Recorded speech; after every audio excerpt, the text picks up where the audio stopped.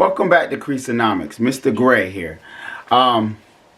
It's been a very, very busy week. You guys have been asking a lot of questions about the SB Dunk Raygun tie-dyes that are coming out this Friday and Saturday.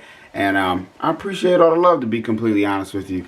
Of course, I've been answering every question that I've had the ability to and the time to. I appreciate everybody that subscribed. I've received a ton of subscribers, and I really, truly thank you for all the love. So anyway, let's jump into what we're going to talk about today. Today, I'm sharing my top 10 sneakers of 2019. I was recently watching the video for Complex Sneakers, and I saw them give their top 10. And I was planning on giving mine, but as I looked at their top 10, I realized that their list is a lot different than mine. My personal belief, or as they say, in my opinion, their list is full of mainly 90% hype shoes. As in, when I say hype shoes, the ones that everyone's like, oh my God, you got to get this one. And then, so since everybody's saying this is the one you got to get, then that's the one everybody wants. But there are a lot of shoes, I mean, their list is good, but there are a lot of shoes also that came out this year that didn't get the same hype because they probably weren't as attached to a name as big as the ones that are hyped, and they were really spectacular shoes. So, let's go. Let's start with number 10, their Air Max 1 Susan Missing Link. Missing Link was a movie about it's like a Bigfoot dude. I know I could have said that a lot better. Either way, the sneaker it's really clean. I just like the way it looks. I never got it, but I wanted to, and I felt like I could have rocked it in an interesting way, probably with a bow tie that matched the plaid. I guess the plaid colorway it had in it. It just had a really unique colorway, and I liked the way it looked in general. I never got it. Maybe that's why it wasn't on Complex Sneakers top 10 list, because it just didn't draw in enough people. But the shoe sold out immediately, and it did well on the aftermarket. But I think the Air Max 1 Susan Link is definitely a good number 10. Number 9, the Jordan 1 Shattered Backboard 3.0. This shoe received a lot of hate this year, and I did a review on it. And I did a review of why I think it was better than actually the original Shattered Backboard. I have the original Shattered Backboard. Somebody told me, oh, when I said that, they were like, oh, you don't even have the original one, so you don't know what you're talking about. I have the original one. And the original one is the exact same as my Pine Green, except it's orange. Quality and everything. So I was like, it wasn't what, I was like, yeah, it's not bad. But the reason, once again, I put this as number 9 is because it was different. It was unique. It was crinkled patent leather, something I had not seen yet. So, and then I love the colorway. To be completely honest, since I saw so many people kind of matting this out and taking out the shine, if this would have just been regular leather, everybody would have loved it. I loved it because it was unique. Yes, that the shiny patent leather is not everybody's thing. This shiny crinkled patent leather was not everybody's thing, but it was mine. Number 8, the Adidas Yeezy 350 V2 black static black, whatever we want to call it. Why is this on my list? This is on my list because for everybody who couldn't get the the black red V2 350, this was just as good. I could care less if it has red lettering or whatever on the side. Completely care less. It's a Yeezy. It's black. I have a little bit of hints of gray in there, but it was pretty close enough to say you had the same exact one that came out some time ago. I no longer desired the older one once I got this one. So, number 8. Alright. Number 7, the SB Dunk Walk the Dog. Let me tell you, that shoe did not get enough love. I'm going to tell you why. So, of course, that comes out on that Smokers Day, that Colorado day, that Perp Day, that you know what I'm talking about.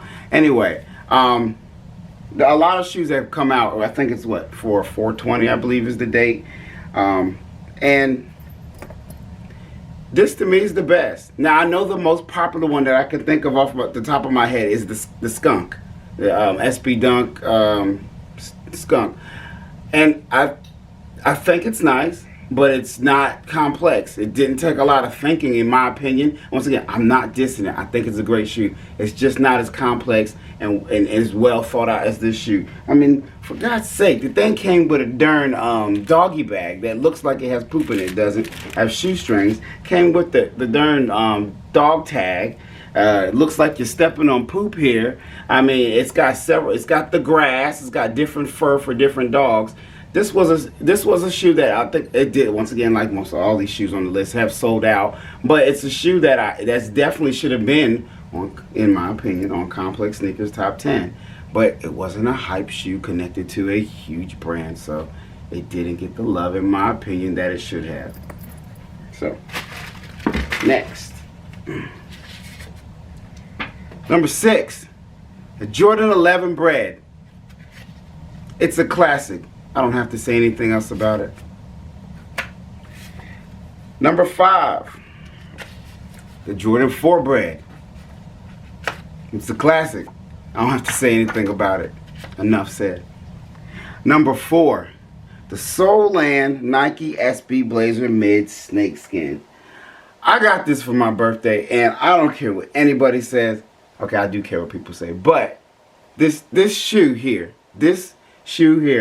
first of all, it came out on my birthday. That made it special. And yes, we do have several other sneakers that have snake skin in them, but these were, to me, just much more special. I mean, you have that Nike swoosh going through the heel. It's got, you know, that little fuzzy feel in it. Of course, you have, like I said, the snake skin. Then you have this, you kind of have an iridescent shine going through that Nike symbol right there on the side. And then on the back of them, you have Friday. So you have, you know, Fry and Day going on the back of the other shoe.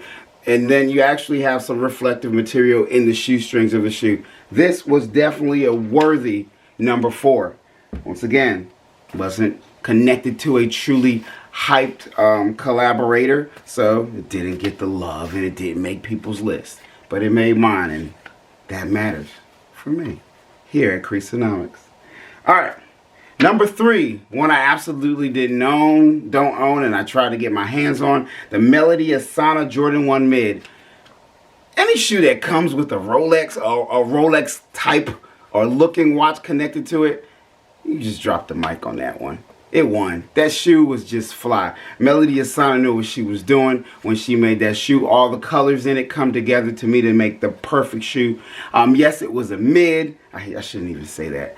I know, we all know mids don't get as much love as highs, but this mid to me was worthy of my list. The only mid that will probably ever be on my list, because it was just an amazing shoe. And god darn it, like I said, it came with a Rolex-like watch attached to the darn shoestring. It doesn't get any better than that. Next, number 2, the Jordan 1 High Travis Scott. That was an amazing shoe. I got the low. I was not able to get the high. The price went too high after retail. And it's just a beautiful shoe. The coloring is perfect. You can rock it with pretty much almost any amount of clothing. That backwards swoosh, of course, was the biggest thing that stood out about it. Travis Scott knew what he was doing when he came up with that shoe. I would never use that little pocket, I guess, that's on the inside of the shoe, because I don't have anything to stash. But thanks for the pocket. Why didn't you put it on the Jordan 1 Travis Scott low, Travis? But anyway. So I'm not gonna mess with you about that. Either way, that shoe is hands down just a great shoe. A shoe I still wish I had, and hopefully one day I'll be able to get in my collection. And last but not least, but first in my opinion, is, drum roll please, the SB Dunk Raygun tie-dye. Why is this my number 1? First of all, it's not even out yet. But regardless of the fact that it's not out, I got it. This comes in 2 versions. I mean, you guys, I definitely know by now it's coming in a white version and this black version. The ray guns, the original ray guns that were not tie-dye, of course, as I spoke about in my last video, were released in 2005. And I don't know, I didn't have them back then, and I don't know how, you know, what the release was like back then, but at this moment, of course, they're worth a lot of money, but I guess I'm not really concerned with the worth. I'm more concerned with the shoe. And that shoe is just, it's got an amazing colorway. the Roswell Ray Gun, the Roswell Ray Guns, the team that you see that this guy's what you call it, a mascot of here. They help perpetuate the beauty of this shoe, the story that went with this shoe. If you watch my last video, I tell a little bit about that story. But one, I like Dunks. Two, of course, we all do know Dunks are kind of making their comeback because of whoever we want to say did it. Bringing back the Dunks. I don't care who's bringing them back. All I know is I like them. I think this remix of a 2005 Ray Gun is just amazing. Look, you guys just take a look at it. Look, slow mo. You guys know you like it. You guys know you like it. And I'm gonna say something that got me in trouble on Reddit. This looks way better than the off-white Dunks. And then I put it in a meme, changed my mind. Some people really didn't like that. It's just preference, y'all. I wasn't trying to start an argument on Reddit. Really, all I was just really trying to start conversation. Because I know everybody has different preferences and that's cool, but I was just messing around. But, you know, when it comes to the internet, people do not like you. People just get upset. Either way, regardless, I just want to thank you for tuning in to see Mr. Gray's top 10 sneakers of 2019. Hopefully you like some of my shoes on that list. Or maybe you'll go out and get some, or maybe you already have them. Either way, always feel free to ask me questions or put some comments in my comments. And please subscribe. I can use all the subscribers I can get. I appreciate you guys who have subscribed. Please watch my videos. I do not do this for nothing. I do this for you. I want to inform you guys as best as possible and also tell you about the things I like about certain sneakers. I'm not going to always talk about the mainstream sneakers. There's some sneakers that just don't get the same height or the same love. So once again, thanks for tuning in. This is Mr. Gray with Creasonomics signing out. You guys have a good one.